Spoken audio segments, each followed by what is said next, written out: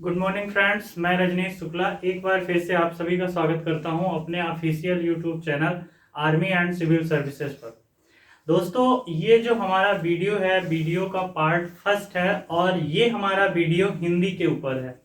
और जो video dedicated होगा वो यूपीएसआई और एमपीएसआई और एसएससी जीडी को लेकर के है। दोस्तों, इन तीनों एग्जाम में आप देखेंगे कि हिंदी का रोल सबसे महत्वपूर्ण होता है। अगर आप हिंदी में कमजोर हैं तो फिर आप मान के चलिए कि ये एग्जाम आपके लिए नहीं है। हिंदी इनमें बहुत डिटेल पूछी जाती है, बहुत नीचे तक के क्वेश्चन पूछे जाते हैं, इसलिए हिंदी में आपको बहुत अच्छे से कमांड करना होगा। तो टाइम वेस्ट ना करते हुए अपन शुरू करते हैं अपना हिंदी का लेक्चर। हिंदी में आज हमने सबसे पहले जो टॉपिक लिया है वो लिया है समास का। दोस्तों, जो समास होती है इसको आराम से आपको समझना है। जो समास होती है वहां से एक क्वेश्चन, दो क्वेश्चन 100% आने ही आने हैं। समास को शुरू करने से पहले हम आपको ये बता दें, बहुत सारे स्टूडेंट को ये दिक्कत होती है कि सर संधि और समास में क्या अंतर होता है। इस चीज को समझिए। मूल क्वेश्चन यही पूछ लिया जाता है कि संधि और समास में मूल अंतर क्या होता है। तो संधि जो होती है वो हमेशा वर्णों की बनती है, ये ध्यान रखिएगा। संधि जो हमेशा होती है वो वर्णों की बनती है, जबकि जो समास होता है वो हमेशा शब्दों का बनता है। ये बहुत बड़ा अंतर है दोस्तों, इस चीज को जरूर ध्यान रखिएगा। जो संधि होता है, संधि का कभी भी विग्रह नहीं होता है। विग्रह का मतलब क्या है मैं थोड़ी देर से बताता हूं। संधि जो होती है इसका विच्छेद होता है, लेकिन समास का जो होता है हमेशा विग्रह होता है। इस चीज को ध्यान रखिए। यहीं से बड़े एग्जाम में जैसे यूपीएसआई, एमपीएसआई में यही माइनर क्वेश्चन पूछे जाते हैं। संधि में क्या होता है, संधि में हम किसी चीज का विच्छेद करते हैं। विच्छेद करने का मतलब होता है प्रत्येक वर्ण को अलग कर देना। और जो समास होती है विग्रह करते हैं। विग्रह का अर्थ होता है व्यास। ये ध्यान रखिए, पूछा गया क्वेश्चन है, मैं हूबहू क्वेश्चन उठा के आपसे पूछ रहा हूं। ये पूछा गया क्वेश्चन है, एमपीएसआई में पूछा गया क्वेश्चन है कि समास का शाब्दिक अर्थ क्या होता है, तो व्यास भी होता है। और समास का एक और शाब्दिक अर्थ होता है संक्षेप करना। संक्षेप करना ये समास का जो है शाब्दिक अर्थ होता है। हूबहू ये क्वेश्चन पूछे गए हैं। इसमें ऑप्शन दे दिया जाता है संक्षिप्तीकरण, तो आप समझ जाएंगे संक्षेप करना अथवा संक्षिप्तीकरण करना एक ही चीज होती है। इसमें समास में एक और बड़ा महत्वपूर्ण क्वेश्चन पूछा जाता है कि समास किस शैली में लिखा जाता है। तो ध्यान रखिएगा दोस्तों, समास जो होती है वो व्यास शैली में लिखी जाती है। इसको ध्यान रखिएगा। हूबहू क्वेश्चन पूछे गए हैं ये कि समास किस शैली में लिखा जाता है, तो समास हमेशा व्यास शैली में लिखा जाता है। और व्यास का अर्थ यहाँ पास क्या है, व्यास का अर्थ होता है संक्षेप करना, छोटा करना, ये समास का होता है। अब समास की अगर हम परिभाषा के बारे में देखें कि समास आखिरकार होती क्या है, तो समास क्या होता है कि दो जब पद मिलते हैं, इसमें ये ध्यान रखिएगा वर्ण नहीं मिलते हैं, वर्ण संधि में मिलते हैं। समास में पद मिलते हैं जिन्हें हम सामासिक पद भी कहते हैं अथवा समस्त पद भी कहते हैं। तो जब दो पद मिलते हैं और दो पद मिलने के बाद जो नया शब्द बनता है उसे हम कहते हैं समास कहते हैं। समास दो शब्दों से मिलकर बना होता है, जिसका सम एवं आस से मिलकर बना होता है। इसका अगर हम व्याकरण से हट करके अर्थ देखें तो इसका मतलब होता है कथन। एक प्रकार का कथन होता है, शब्द या शब्दों का कथन होता है, इसका मतलब होता है कथन। ध्यान रखिएगा, समास में जब पूछ लिया जाता है कि समास किन शब्दों से मिलकर बना है, तो आप ये ध्यान रखिएगा कि इसमें हलंत का चिन्ह जरूर होना चाहिए। अगर कभी कभी एग्जाम में क्या होता है कि ये हलंत का चिन्ह नहीं लगाता है, डायरेक्ट ऐसा दे देता है, तो आप ये आंसर आपका गलत होगा। यहाँ पास ऑप्शन जरूर, ये हलंत का जो चिन्ह है वो जरूर होना चाहिए, इस चीज को ध्यान रखना। तो बेसिक चीज आप जान गए हैं कि समास का अर्थ क्या होता है, संक्षेप करना होता है। संक्षेप करना और अथवा समास का और दूसरा अर्थ क्या होता है, व्यास होता है। समास विग्रह को कभी कभी पूछ लिया जाता है कि क्या अर्थ होता है, तो व्यास होता है। समास किस शैली में लिखी जाती है, तो व्यास शैली में लिखी जाती है। समास किन शब्दों से मिलकर बना होता है, तो ये सम एवं आस से मिलकर बना होता है। अब आ जाते हैं समास के भेद के बारे में देख लेते हैं जो समास के भेद होते हैं दोस्तों, वो हम सब जानते हैं कि समास मुख्य रूप से 6 प्रकार की होती है, और वो कौन कौन सी होती है उसको हम देखते हैं। जो समास के भेद होते हैं, भेद जो होते हैं वो 6 प्रकार के होते हैं। नंबर 1 होता है अव्ययी भाव समास, अव्ययी भाव समास। दूसरा होता है तत्पुरुष समास, तत्पुरुष समास। नेक्स्ट होता है कर्मधारय समास, कर्मधारय समास। नेक्स्ट होता है द्विग समास। नेक्स्ट होता है द्वंद्व समास, द्वंद्व समास। और आखिरी होता है बहुब्रीहि समास,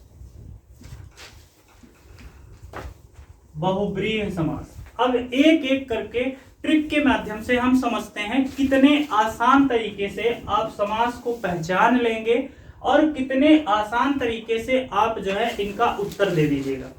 देखिए, सबसे पहले इसमें क्वेश्चन ये पूछा जाता है कि किस समास के कौन से पद जो है प्रधान होते हैं। प्रधानता के आधार पर एक क्वेश्चन यहां से रखा मिलता है। तो ध्यान रखिएगा कि जो अव्ययी भाव समास होती है इसका पूर्व पद प्रधान होता है। ये पूछ लिया जाता है कि किस समास का पूर्व पद प्रधान होता है, तो अव्ययी भाव समास का पूर्व पद प्रधान होता है। इनका जो होता है, इसका, इसका और इसका, इन तीनों का जो पद प्रधान होता है वो ध्यान रखिएगा, इन तीनों का उत्तर पद प्रधान होता है। बहुत इंपॉर्टेंट है, इनका आप बाद में स्क्रीनशॉट भी ले लीजिएगा। अव्ययी भाव समास का पूर्व पद प्रधान होता है, इन तीनों का, तत्पुरुष का, कर्मधारय का, द्विग का, इन तीनों का उत्तर पद प्रधान होता है। द्वंद्व समास के दोनों पद प्रधान होते हैं, ध्यान रखना है, दोनों पद प्रधान होते हैं। और अव्ययी भाव जो बहुब्रीहि समास है, सॉरी, उसके कोई भी पद प्रधान नहीं होते हैं। एक क्वेश्चन यहां से आपको देखने को जरूर मिलेगा, पूछ लिया जाता है कि इस समास का कौन सा पद प्रधान होता है। इसका आप स्क्रीनशॉट भी ले सकते हैं कि अव्ययी भाव समास का कौन सा पद प्रधान होता है, पूर्व पद प्रधान होता है। तत्पुरुष का, कर्मधारय का, द्विग समास का, इन तीनों का उत्तर पद प्रधान होता है। और द्वंद्व समास जो होता है वो दोनों पद प्रधान होता है। बहुब्रीहि समास में दो में से कोई सा भी पद जो है प्रधान नहीं होता है। इसका स्क्रीनशॉट दोस्तों ले लीजिए, अथवा रफ या पेन में आप इसकी नोट्स बना लीजिए। यहीं से आपको डायरेक्ट क्वेश्चन देखने को मिलेगा, इसके अलावा आपको कुछ भी पढ़ने की जरूरत नहीं है। अब हम एक एक करके समझते जाते हैं कि अव्ययी भाव समास क्या होता है, अव्ययी भाव समास में क्या होता है, देखते हैं।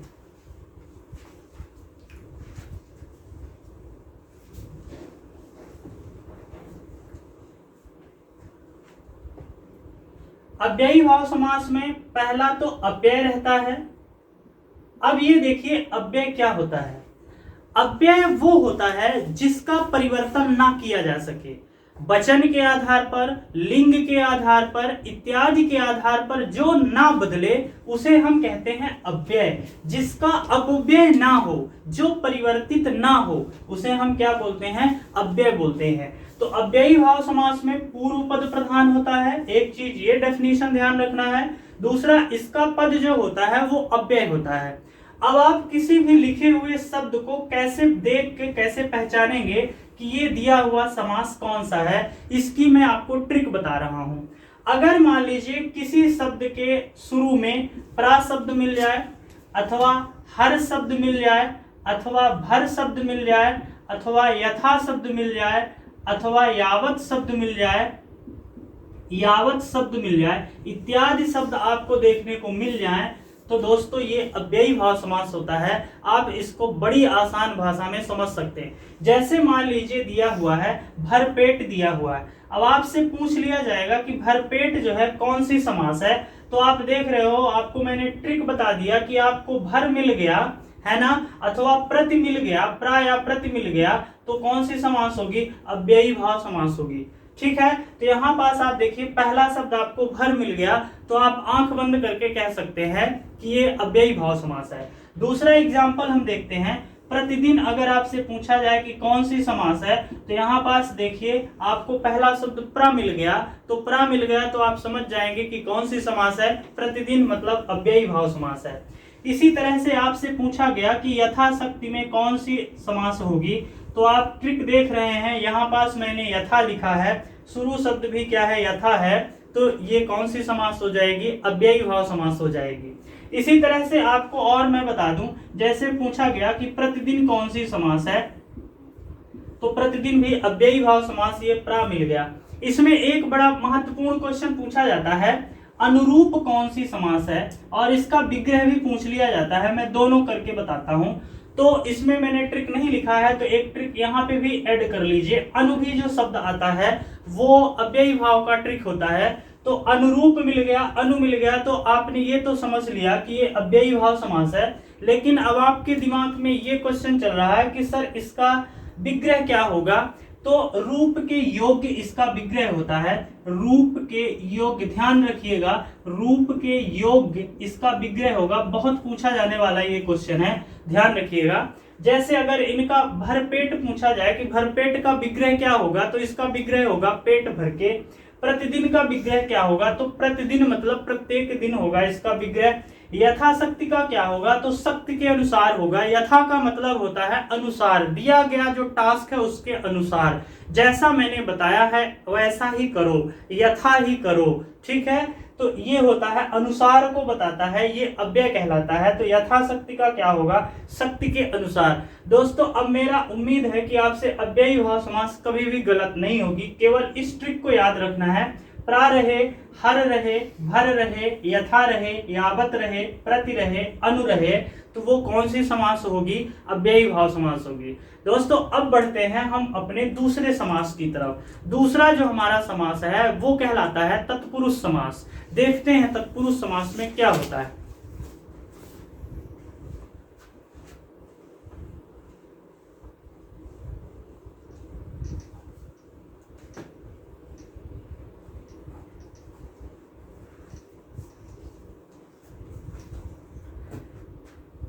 दूसरा है तत्पुरुष समास। तत्पुरुष समास में एक चीज याद रखिएगा कि ये क्वेश्चन पूछ लिया जाता है कि ऐसी कौन सी समास है जिसका उत्तर पद प्रधान होता है, तो उत्तर पद प्रधान होती है। ये पहली इंपॉर्टेंट चीज तो आपको ये ध्यान रखना है कि तत्पुरुष समास में उत्तर पद प्रधान होता है। दूसरी, इसमें जो क्वेश्चन घुमा के थोड़ा सा डीप क्वेश्चन देता है वो ये पूछ लेता है कि ऐसी कौन सी समास है जिसमें कारक चिन्हों का लोप होता है। कारक चिन्हों का लोप जिसमें होता है उसे कौन सी समास कहते हैं, तो ये होती है दोस्तों तत्पुरुष समास। तत्पुरुष समास में कारक चिन्हों का लोप होता है, इसमें कारक चिन्ह छुपे हुए रहते हैं। कारक चिन्हों के आधार पर हम तत्पुरुष समास के अगर भेद देखें तो ये कई प्रकार की होती है। सबसे पहले होती है कर्म तत्पुरुष। देखते हैं कर्म तत्पुरुष में क्या और कैसे होता है। जो कर्म तत्पुरुष होती है इसको द्वितीय तत्पुरुष भी बोलते हैं, ध्यान रखिए। डायरेक्ट भी पूछ, कभी कभी कर्म तत्पुरुष ऑप्शन ना दे करके द्वितीय तत्पुरुष भी ऑप्शन दे देता है। तो इसमें आपको ये ध्यान रखना है कि जो विभक्ति होती है को, इसकी ट्रिक है कि को शब्द का लोप होता है। दोस्तों कर्ता ने कर्म को, आपने कभी कारक ये पढ़ा होगा, तो कर्ता ने कर्म को, तो ये को शब्द का लोप होता है। जैसे एग्जाम्पल के लिए देखें, गगन चुंबी। गगन चुंबी जो है वो कौन सी समास होगी, आपसे पूछ लिया जाता है। तो गगन चुंबी तत्पुरुष समास होगी, और तत्पुरुष में कौन सी होगी, तो द्वितीय तत्पुरुष होगी, कर्म तत्पुरुष होगी। क्यों होगी, क्योंकि जब आप इसका विग्रह करोगे तो दोस्तों हो जाएगा गगन को चूमने वाला, गगन को चूमने वाला। तो ये जो है ये को शब्द आपको मिल गया, तो इससे आप समझ जाएंगे कि ये कौन सी तत्पुरुष है, कर्म तत्पुरुष है अथवा द्वितीय तत्पुरुष है। अब दूसरा अपना तत्पुरुष के अंतर्गत दूसरा अपन देख रहे हैं करण तत्पुरुष को देखते हैं। दोस्तों जो करण तत्पुरुष होता है, करण तत्पुरुष जो होता है इसमें जो कारक अलग होता है, जिसका लोप होता है, वो कारक होता है से के द्वारा, से अथवा के द्वारा। आपको ज्यादातर से मिलेगा। ठीक है, आपको दिमाग में ये रखना है कि से आपको ज्यादा मिलेगा, के द्वारा कम देखने को मिलेगा। लेकिन दिमाग में आपको दोनों चीज रखना है, से के द्वारा पूरा आपको याद रखना है, से के द्वारा। अब यहां पास एक चीज और ध्यान रखिए, इसमें अगला एक आएगा जो तत्पुरुष का भेद होगा, वो कहलाएगा अपादान। ठीक है, एक दूसरा आएगा अपादान। अपादान में भी आपको से मिलेगा। अब इसको यहां पास आप समझ लीजिए कि इन दोनों से में क्या अंतर है। देखो, अपादान में क्या होता है कि अपादान हमेशा अलगाव को बताता है, मतलब अलग करता है। ठीक है ना, अलग कर देता है। और ये क्या करता है, करण तत्पुरुष क्या करता है, ये जोड़ता है, इसमें जुड़ाव होता है, इसमें जुड़ाव होता है। जैसे एग्जाम्पल से समझे दोनों को तो ज्यादा अच्छे से समझ में आएगा। जैसे अपादान का एग्जाम्पल मैं दे रहा हूं, आपने कहा सर पथ भ्रष्ट। पथ भ्रष्ट मतलब पथ से भ्रष्ट है, पथ से, रास्ते से वो अलग है, भ्रष्ट है। दूसरा एग्जाम्पल देखें, गुणहीन, गुण से हीन है, गुण है, गुण से वो जुड़ाव नहीं हो रहा, अलग हो रहा, गुण से हीन है। धर्म भ्रष्ट, धर्म से भ्रष्ट है। चोर भयम, संस्कृत में ये एग्जाम्पल पूछा गया था तत्सम शब्द बना करके, चोर भयम में कौन सा समास होगा, ये बहुत बार रिपीटेड क्वेश्चन है। चोर भयम संस्कृत का शब्द है, चोर से भय, चोर के कारण हमको भय हो रहा, जुड़ाव नहीं हो रहा, हम अलग हो रहे हैं। तो अपादान में क्या होगा कि आपको अलग दिखेगा, अलगाववाद दिखेगा, वहां से अलग होंगे। जैसे पथ भ्रष्ट, धर्म भ्रष्ट, गुणहीन, इस इत्यादि जो शब्द आएंगे वो क्या होगा, अपादान तत्पुरुष कहलाएगा। लेकिन अगर करण तत्पुरुष को देखेंगे तो उसमें जुड़ाव होगा। जैसे उदाहरण के लिए हम समझे शोकाकुल, शोक से आकुल, आई बात समझ में, शोक से आकुल।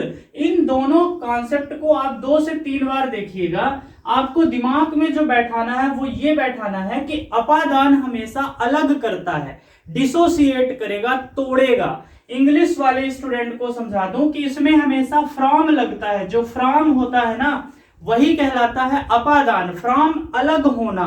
जैसे पेड़ से पत्तों का गिरना, माने पेड़ की डाली से पत्ते अलग हो रहे हैं, माने अपादान हो रहा है, उस कंडीशन में अपादान तत्पुरुष होता है। जबकि इस तत्पुरुष में टू होता है, टू हमेशा जोड़ता है। आई बात समझ में। तो उम्मीद करता हूं वीडियो को आप 2-3 बार रिवर्स करके देखें, उम्मीद करता हूं कि ये कॉन्सेप्ट आपके समझ में आ गया होगा। अब दोस्तों आगे बढ़ते हैं। आगे जो अपना तत्पुरुष का जो भेद होता है वो होता है संबंध तत्पुरुष। संबंध तत्पुरुष क्या करता है दोस्तों, संबंध बनाता है, और इसका जो कीवर्ड है, जो इसकी ट्रिक है वो होती है का, के, की। बस दोस्तों इतना आपको याद रखना है, का, के, की। जैसे राजपुत्र, तो इसका विग्रह क्या होगा, राजा का पुत्र। राजकुमार, तो किसका कुमार, राजा का कुमार, राजा का कुमार। तो उम्मीद करता हूं कि ये भी आपके कॉन्सेप्ट में समझ में आ गया होगा। बहुत सिंपल है, उदाहरण के लिए देखें, राजपुत्र, राजपुत्र, तो इसका जब आप विग्रह करेंगे तो क्या हो जाएगा, राजा का पुत्र हो जाएगा। का, के, की, केवल ये शब्द आपको अपने दिमाग में याद रखना है। एग्जाम्पल 1-2 आप देखिए, 1-2 एग्जाम्पल के बाद आप ढेर सारे एग्जाम्पल कर सकते हैं। आई बात समझ में। इसके बाद आ जाते हैं, इसमें अधिकरण तत्पुरुष पर आ जाते हैं। अधिकरण तत्पुरुष क्या होता है, अधिकरण तत्पुरुष में होता क्या है कि में पर आ जाता है। क्या आ जाता है, में पर आ जाता है। जैसे आप बीती, आप पर बीती, अथवा आप में बीती, है ना। तो इसका जो कीवर्ड है अधिकरण का, उसको आपको याद रखना है, में और पर। ठीक है, ये दोनों आ सकते हैं अथवा दो में से कोई एक, ये शब्द आपको याद रखना है, में पर। आप बीती, आप पर बीती, अथवा आप में बीती, ये क्या हो जाएगा, अधिकरण तत्पुरुष हो जाएगा। दोस्तों यही तत्पुरुष जो है, तत्पुरुष के भेद होते हैं। इनमें से क्वेश्चन हर किसी एग्जाम में भर के पूछे जाते हैं। इसको 2 से 3 बार देखिए। समास के अंदर अगर आपका तत्पुरुष का कॉन्सेप्ट क्लियर है तो फिर मान के चलिए कि सारी समास आपकी मुट्ठी में है। अब अपन दूसरे नंबर पे जाते हैं, और दूसरे नंबर पर होती है कर्मधारय समास। देखते हैं कर्मधारय समास में क्या होता है। बहुत सरल है कर्मधारय समास में। कर्मधारय समास में जो है, इसमें देखिए, इसकी पहले डेफिनीशन देखिए। इसकी डेफिनीशन में ये पूछा जाता है कि किस समास में उपमान और उपमेय होता है। तो ध्यान रखिए, इसमें उपमान और उपमेय होता है। उपमान और उपमेय होता है, उपमेय होता है। दूसरा, इसमें एक और घुमा के क्वेश्चन पूछ लिया जाता है कि किस समास में विशेष और विशेषण होता है ना। यहां पास विशेषण होगा, विशेषण होगा और यहां पास विशेष होगा। ठीक है, ये आपको ध्यान रखना है, ये घुमा के पूछा जाता है। और इसका कौन सा पद प्रधान होता है ये मैंने शुरू में ही बता दिया है, उस चीज को जरूर याद रखिए। इसका जो है उत्तर पद प्रधान होता है। तो उत्तर पद प्रधान समास जिसमें उपमान उपमेय अथवा विशेषण या विशेष, विशेषण का मतलब होता है जिसकी विशेषता बताई जाए और जिससे विशेषता बताई जाए, इस चीज को ध्यान रखिए। यही अर्थ होता है उपमान और उपमेय का, जिसकी विशेषता बताई जाए और जिससे विशेषता बताई जाए। ये दोनों एक ही चीज है, लेकिन जब क्वेश्चन पूछा जाता है तो इनको घुमा के पूछा जाता है। अब इसकी ट्रिक देख लेते हैं, इसमें ट्रिक क्या होता है। इसकी जो ट्रिक होती है दोस्तों, तो एक वर्ड आपको याद रखना है जो समान। इसकी जो ट्रिक होती है जो समान, ये आपको याद रखना है। जैसे मान लीजिए एग्जाम्पल के लिए मैंने कहा कमल नयन, कमल चरण, मृग नयन। नयन कैसे हैं? मृग के समान है। कैसे हैं नयन? मृग के समान है। चरण कैसे हैं? कमल के समान है। दंड भुज, कैसा भुज कैसा है? दंड के समान है। तो इसमें आपको कीवर्ड याद रखना है जो समान। इतना अगर आपको याद है तो बहुत क्लियर हो जाएगा। ठीक है, अब अपन आगे बढ़ते हैं। उम्मीद करता हूं कि समझ में आ गया होगा, और अगर नहीं समझ में आ गया होगा तो आप कमेंट करिएगा, तो इसको हम दोबारा से इलैबोरेट कर दूंगा। अगर आपने ये ट्रिक याद रखा है, ये कीवर्ड याद रखा है, तो मुझे नहीं लगता कि कोई प्रॉब्लम होने वाली है। अब इसके आगे आते हैं द्विग समास। बहुत ही सरल समास है। द्विग समास जो होती है बहुत ही सरल समास होती है। देखो द्विग में होता क्या है, द्विगु समास। द्विगु समास में आपको कुछ नहीं याद रखना है। एक तो आप जानते हो कि उत्तर पद प्रधान होता है। दूसरी बात आपको याद रखना है, इसमें संख्या जरूर होगी दोस्तों। कैसा भी क्वेश्चन होगा इसमें संख्या जरूर होगी। जैसे पंचवटी, पंचा नाम बटाहार समाहार, माने 5। त्रिलोक, त्रिलोक आ गया, 3 आ गया, 3 लोक आ गया। दोपहर, 2 पहर आ गए। तो इसमें संख्या आएगा, जैसे पंचवटी हो गया, त्रिलोक हो गया, त्रिनेत्र हो गया, कोई दोपहर हो गया, कोई संख्या आएगी कुल मिला के। तो प्रथम शब्द क्या होता है? संख्यावाची होता है। ये आपको इतना ध्यान रखना है, कोई ना कोई संख्या आएगी। अगर आपको संख्या दिख गई तो आंख बंद करके आपको टिक करना है, किसमें? द्विग समास के ऊपर करना है, संख्यावाची। दोस्तों अब हम आते हैं दूसरे नंबर पर, आते हैं द्वंद्व समास पे। बहुत इंपॉर्टेंट ये भी है, बहुत सरल है। इसमें क्वेश्चन पूछा जाता है कि किस समास में योजक चिन्ह का प्रयोग किया जाता है। योजक चिन्ह का प्रयोग किया जाता है, ये ध्यान रखिए, ये इंपॉर्टेंट है। घुमा के क्वेश्चन पूछा जाता है तो इसी समास में योजक चिन्ह, मैं आपको दिखाऊंगा कि कैसे होता है योजक चिन्ह। एक चीज। दूसरी चीज इसमें आपको ये ध्यान रखना है कि दोनों पद प्रधान होते हैं। दूसरी बात ये ध्यान रखना है। तीसरी बात आपको मैं समझने के लिए बता दूं कि जो पहला पद होता है और दूसरा पद होता है एक दूसरे के अपोजिट होते हैं, एक दूसरे के विलोम होते हैं। जैसे हमने कहा रात दिन, क्वेश्चन दे देगा ये जो ऐसा चिन्ह होगा ना, ये योजक चिन्ह है। केवल इसी समास में लगता है ये रात दिन। जैसे मान लीजिए ये आपको दिख गया ना, तो देखो योजक चिन्ह मिल गया, तो आप जो है तो पहचान जाओगे दोनों पद प्रधान है, रात भी और दिन भी, समझ ही रहे हैं। और तीसरी बात, रात का उल्टा क्या होगा? दिन होगा, अथवा ये कह दो दिन का उल्टा रात होगा। तो पहले पद का दूसरा पद हमेशा विलोम होता है, एक चीज ये ध्यान रखना है। योजक चिन्ह इसमें लगा रहता है, और जब विग्रह करते हैं तो इस योजक चिन्ह के लिए और शब्द लगता है। तो जब आप विग्रह करोगे तो क्या हो जाएगा? रात और दिन। क्या हो जाएगा? रात और दिन। जैसे इसको दूसरे शब्दों में देखें, राम लक्ष्मण, योजक चिन्ह लगा है, राम और लक्ष्मण, राजा रानी, राजा और रानी। इस तरह से द्वंद्व समास में दोनों पद प्रधान होते हैं, पहला पद दूसरे का अपोजिट होता है, योजक चिन्ह लगा रहता है, दोनों पद प्रधान होते हैं। इतनी बात आपको ध्यान रखना है। अगर आप इतनी चीज ध्यान रखते हैं तो द्वंद्व समास बहुत आसान है। द्वंद्व और द्विग कर्मधार है, और जो बहुब्रीहि आएगा वो भी बहुत हद तक सिंपल होता है। केवल तत्पुरुष समास में आपको थोड़ा सा जोर देना होगा। जितने भी कारक होते हैं उनके चिन्ह अगर आपको, उनके सिंबल अगर आपको याद है तो बड़ी आसान भाषा में आप कर सकते हो और इजी मेथड से कर सकते हो। इसकी प्रैक्टिस जरूर करें। मैंने जितना भी नियम बताया है उन नियम को आप अपने रफ में नोट कर लें, एक दो बार पढ़ लें, एक दो बार वीडियो को आराम से देख लें। इसके बाद जो ऑब्जेक्टिव क्वेश्चन है उसको आप करिएगा, मेरी गारंटी है कि आपसे 100% बन जाएगा। अब आते हैं अपने नेक्स्ट नंबर पर जो है बहुब्रीहि समास। दोस्तों बहुब्रीहि समास यहाँ ये भी बहुत इंपॉर्टेंट होती है, बहुत सरल होती है। जैसे देखें बहुब्रीहि समास में क्या होता है, बहुब्रीहि समास, पहली चीज तो आपको ध्यान रखना है कि बहुब्रीहि समास में कोई पद प्रधान नहीं होता। ये ध्यान रखिए, सीधे क्वेश्चन पूछे जाते हैं तो इसमें ध्यान रखना है कोई भी पद प्रधान नहीं होता। कोई भी पद, यहां पास मैंने गुणे का चिन्ह लगा दिया तो आप समझ जाएंगे कि कोई भी पद प्रधान नहीं होता। दूसरी चीज जो आपको ध्यान रखना है वो ये ध्यान रखना है कि इसका जो अर्थ होता है ना वो अलग आता है, किसी तीसरे का बोध कराता है। डायरेक्ट क्वेश्चन पूछा जाता है कि ऐसी कौन सी समास है जिसमें कोई भी पद प्रधान नहीं होता और किसी अन्य का बोध होता है।